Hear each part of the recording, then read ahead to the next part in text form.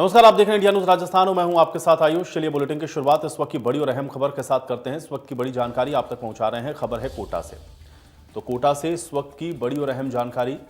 तो कोटा में फिर से एक छात्रा ने आत्महत्या की है। एमबीबीएस की छात्रा प्राची ने आत्महत्या कर ली है और अपने ही कमरे में छात्रा ने फांसी लगाई है। तो ये प्राची एमबीबीएस की छात्रा बताई जा रही है। ये छात्रा लालसोट की रहने वाली है और अपने ही कमरे में फांसी के फंदे पर झूलकर आत्महत्या कर ली। नयापुरा थाना पुलिस इस पूरे मामले की जांच पड़ताल कर रही है।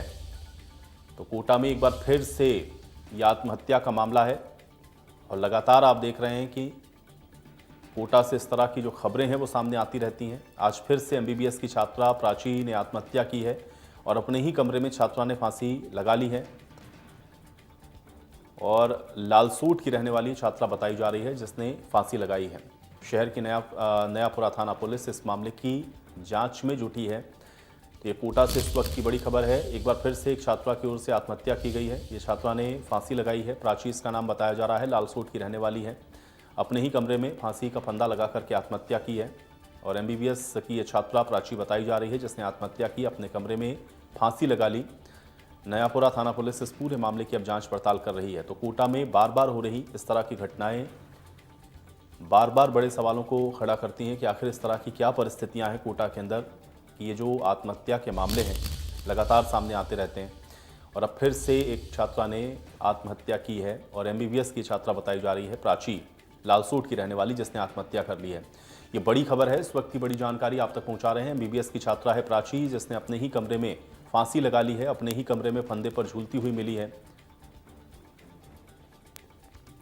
योगेंद्र महावर हमारे साथ जुड़ रहे हैं जानकारी के साथ। योगेंद्र, एक बार फिर से कोटा के अंदर एक छात्रा के द्वारा आत्महत्या का ये मामला है, क्या जानकारी है?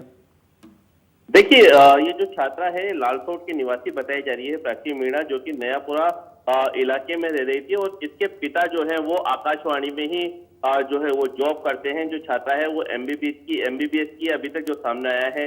तो सूचना के बाद पुलिस मौके पर पहुंची और छात्रा के शव को मोर्चरी में रखवाया गया है। फिलहाल आत्महत्या क्यों की है इस बारे में जानकारी जो है वो पुलिस जुटा रही है। परिजनों से भी संपर्क लगातार किया जा रहा है। इसके अलावा छात्रा का जो मोबाइल है उसकी भी कॉल डिटेल निकाली जा रही है कि आखिरी बार छात्रा की किससे और क्या बात हुई है। इसके अलावा जो कमरा है उसका पुलिस ने पूरी तरह से जांच पड़ताल की है, खंगाला गया है, लेकिन अभी तक कोई सुसाइड नोट या कोई ऐसा नोटिस पुलिस को बरामद नहीं हुआ है जिससे आत्महत्या के कारण जो है वो स्पष्ट हो सके। लेकिन जो छात्रा के पिता है वो यहाँ कोटा में रह रहे थे छात्रा के साथ में और वो आकाशवाणी में जो है वो जॉब करते हैं। उनसे भी लगातार बातचीत की जा रही है क्योंकि वो भी महसूस है अपनी बेटी के इस तरह के कदम उठाने के बाद से। तो कहीं ना कहीं पुलिस का कहना है कि इसमें मृत दर्ज कर लिया गया है और आज ही जो छात्रा के शव है उसका पोस्टमार्टम करवाया जाएगा।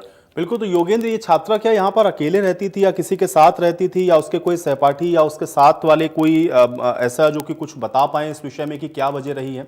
कोई जानकारी है क्या योगेंद्र? पुलिस जो है वो छात्रा की जो सहेलियां हैं उनसे भी लगातार पूछताछ कर रही है। जैसे मैंने पहले बताया कि छात्रा के पिता यहाँ कोटा में रहते हैं और आकाशवाणी में ही जॉब करते हैं। तो वो आकाशवाणी में गए हुए थे क्योंकि आज से ऑफिस वर्क चालू हो गए सभी जगहों पर। तो आज वो आकाशवाणी में जॉब करने के लिए गए हुए थे और पीछे से इस तरह का कदम छात्रा ने उठाया है। हालांकि पिता का कहना है कि उसको किसी भी तरह की कोई परेशानी नहीं थी, न ही उस पर किसी भी तरह का कोई दबाव था पढ़ाई को लेकर या दूसरे भी किसी भी तरह का दबाव था। इस तरह की बात अभी तक पिता ने कहा है कि इस तरह का कोई भी दबाव उसके ऊपर परिजनों की तरफ से नहीं था। हालांकि वो मानसिक तौर पर परेशान जरूर थी। वो परेशान किस वजह से थी पुलिस इस बारे में जो है जानकारी जुटा रही है। पुलिस का कहना है कि अभी पूरे मामले को कॉन्फिडेंशियल रखा जा रहा है क्योंकि छात्रा का मामला है। कोई भी बिल्कुल। देखिए योगेंद्र, ये मामला जांच के बाद ही स्पष्ट होगा, लेकिन सवाल जो योगेंद्र बार बार खड़ा होता है, कोटा में इस तरह की क्या परिस्थितियां बार बार हम लोगों को देखने को मिलती हैं कि कई बार हम लोग देखते हैं कि लगातार मामले आते हैं, कुछ कुछ दिन के अंतराल पर देखते हैं। इस बार भी हम लोग देख रहे हैं कि एक छात्रा जिसने आत्महत्या कर ली है, क्या इसके पीछे की वजह है योगेंद्र?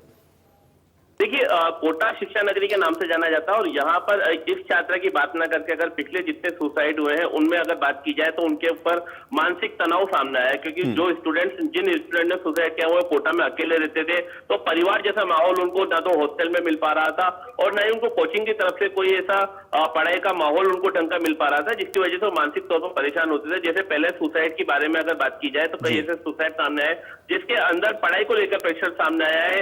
हाल ही में एक स्टूडेंट ने भी सुसाइड सुसाइड किया था उसने जो सुसाइड नोट लिखा था उसके अंदर बताया था कि कोई भी अपने अपने अपने बच्चों को कोटा में पढ़ने के लिए ना भेजे। तो कहीं ना कहीं उसको कहीं ना कहीं मानसिक तनाव पढ़ाई को लेकर था, एक कंपटीशन रहता है, एक जो है प्रेशर जरूर रहता है बच्चों के ऊपर, जिस वजह से स्टूडेंट इस तरह का कदम उठाते हैं। हालांकि प्रशासन लगातार इन स्टूडेंट्स को मोटिवेट करते हैं, गाइड करते हैं, लेकिन उसके बावजूद भी जो प्रेशर है और जो मानसिक तनाव है वो लगातार छात्रों में देखने को मिलता है। चलिए, शुक्रिया योगेंद्र इस तमाम बातचीत और जानकारी के लिए।